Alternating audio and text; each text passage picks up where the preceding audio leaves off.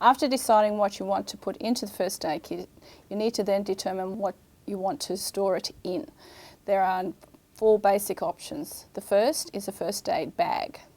Now, the bag is ideal in a lot of cases for vehicles, or if you're mobile, for instance camping, doing a lot of walking, you can sling it over your shoulder. The problem with the first aid bag though is that if it's outdoors, it gets wet, it can damage the products that's inside the first aid kit.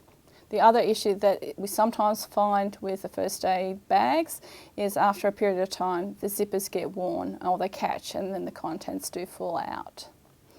So bear that in mind as to whether you want a bag or a more tangible first aid kit.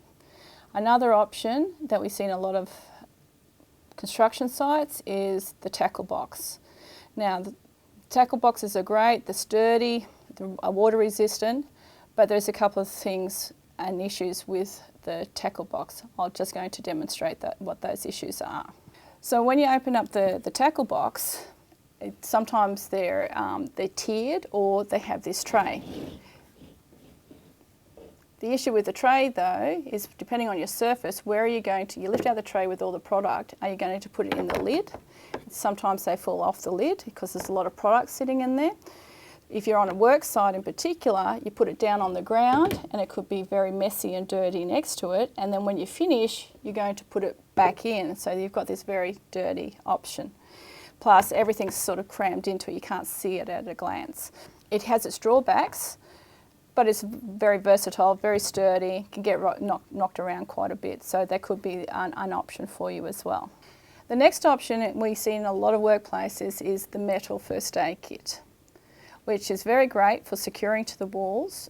The issue is it's very clumsy, and I'm just going to turn around now.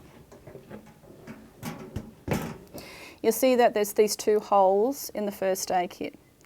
A lot of people when we go to sites have got them, they put the screws in and they're so tight that they can't lift these off the wall, and because people are very concerned about theft. The issue is, if you've got a site and somebody's got an arterial bleed is about 45 seconds. Now if you've got these on the wall in a first aid room, but somebody down in the back warehouse or back shed is bleeding, you're not going to be able to lift these off in a hurry. When these are installed, the screws go in here and they're meant to be not tight so it can lift up and become supportable if necessary.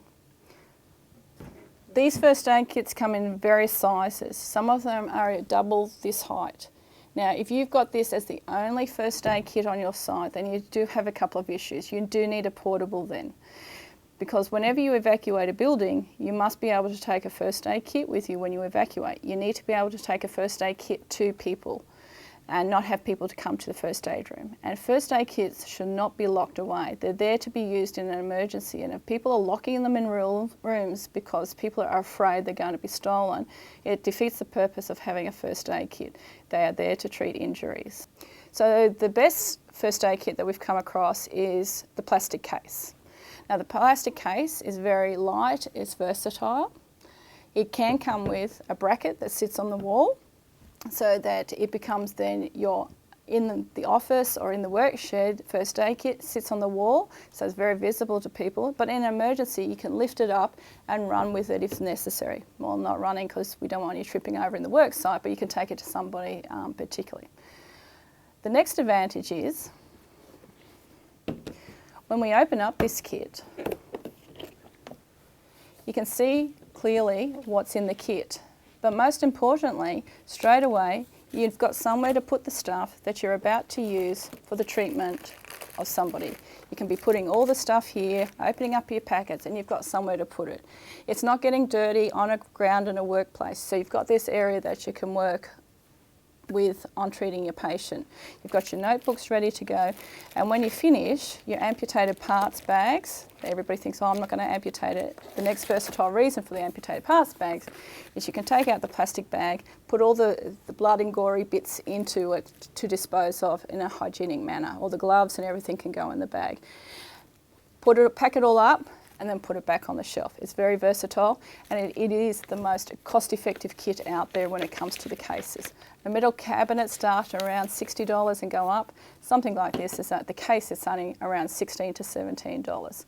So for smaller workshops, definitely recommend it. And it will fit in a Burns kit or a snake kit if necessary. So yeah, it might be a little bit tight, but it'll get all your key essential items in it. The other advantage of this case is that it can also fit in a vehicle. It can be a vehicle kit instead of the bags. Depending on the type of car, you may be able to fit it under the seat, and in the back of trucks, just behind the truck seats, it's usually a good place to be able to put a first aid kit, so it's readily accessible as you need it. Another type of case is a marine first aid kit. So this is one that's required for boats, and it's mandated under the Marine Act what should actually be in those first aid kits as well. So they're orange and they're designed to float. So if the boat goes down, grab the first aid kit and you'll be right to go.